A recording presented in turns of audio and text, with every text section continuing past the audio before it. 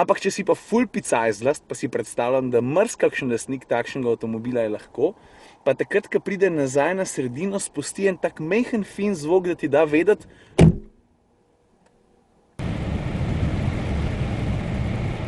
Hello, peoples! Slovensko se derem. Veš, je pa dosti hecen, ker sem kar naenkrat po 192 vlogih za 2 dni naredil absolutno pauzo in nisem snemal niti malo. Ne rečem, da me ni mikal, ker se je tudi marsikaj zanimivega zgodilo. V glavnem nima veze. I am back. Pa čeprav sam za par dni, ker pol čez nov let bom tudi eno tako ful kratko pauzo naredil. A veš, preprosto se mi ne zdi prav, da jaz nekaj pametujem, pa govorim, dajte malo odložiti telefone, pa tako sam pa tega ne bi naredil. Ker pa si samo v bistvu en pokroviteljski neki. A veš, ko zdaj pa že nekaj časa ni bilo sladko kislih, tako da mislim, da je najboljš, da kar začnemo. Ta prva pa ta najbolj očitna, tako kot ponavadi, kako ta avto zgleda.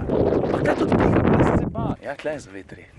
Veš, ta kolesa, 20 soska, pa takih 14 zelo kulskih krakov. Koliko pa gume stanejo, pa niti ne mislim. Načeloma meni ti avtomobili, to sem že pri BMW X6 povedal, niso toliko všeč. Ampak nekako se ne morem, pa dobro, no, pa kva toliko pihaš, no. Nekako se ne morem boriti proti temu, da mi je ta avto tako pikico pod kožo zlezel. Tega, no, a ni lušten. In v tem trenutku so nos začeli vihati vsi tisti privrženci, ki imajo pa najrajši BMW X6 pa X4. A ne de? Pa še neki. Pa dobro, no. Boljše barve za tale model, po mojem mnenju ni. Mislim, tale rdeča, lej, pa še k ata ne imamo, res. Ne moram pa isto reči za tole notranjost, ne. Jaz sem pač nekako upal, da se mi bo, ne vem, nekako prkupla, tale rdeča črna, pa ne moram reči, da sem ful navdušen, še zdaj ne, no. Sem pa to že enkrat omenil, ne. Tale les, ga vidiš? Ne vidiš, čaj bom pokazal. Vidiš tole mi je pa ful všeč. Elegantno v božju mater. In pa se kar enkrat zaveš, da rečeš, hej, moj avto pa kljub temu, da jih bojo naredili tisoče, vsem pikico pa je unikaten. A veš? Ta druga, ta sladka je pa tako, pač za objema kupenih stvari, ampak dajmo temu reči, da je ta avto tako zelo dobro opremljen in par kosov opreme mi je res všeč. Tukaj bi rad izpostavil predvsem ta pameten tempomat. Vem, to sem imel že pri tavžnih avtomobilih, to tudi konec koncev ni nič novega pri sodobnih avtomobilih, dragih, ali pa tudi tistih, ki so bistveno bolj dostopni.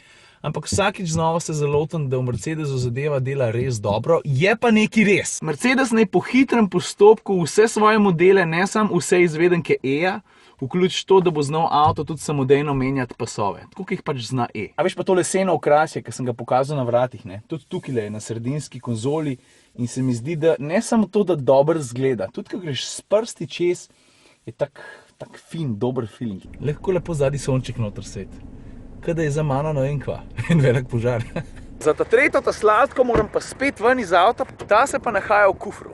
Največja pomanjkljivost tega kufra je tako, da je pač v bistvu zelo, a veš, ne, pač ni ga prav velik, ne. Kar je čisto logično, ne, se Mercedes nikogar ne slepi, ne, pač tisti, ki bo hotel več kufra, bo pa navadnega GLE-ja vzel. Ampak, kul stvar pri tem avtomobilu je ogromno dvojno dno. Vidiš, koliko je placa kle noter? Kot ta tretjo, ta sladko, moram pa izpostaviti dejstvo, da se ta avto pelje res dobro. Tudi zaradi tega, ker je opremljen z zračnim vzmetenjem. A veš, to pomeni, da je pravzaprav v osnovi, v veliki večini primerov, ko ga bojo ljudje vozili, samo še bolj udoben.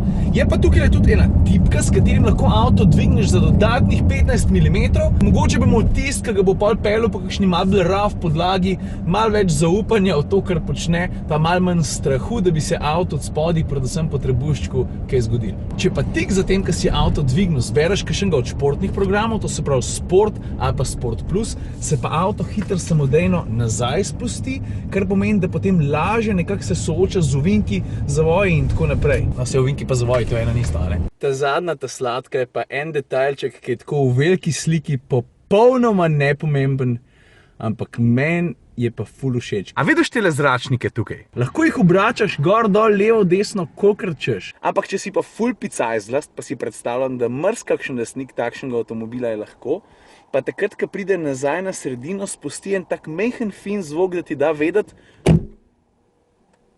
No, v glavnem, ko pride na sredino, pa spusti tak majhen zvok, ki ti da vedeti, ustav se, jaz sem na sredini, ne me več premikati. Lej zdaj.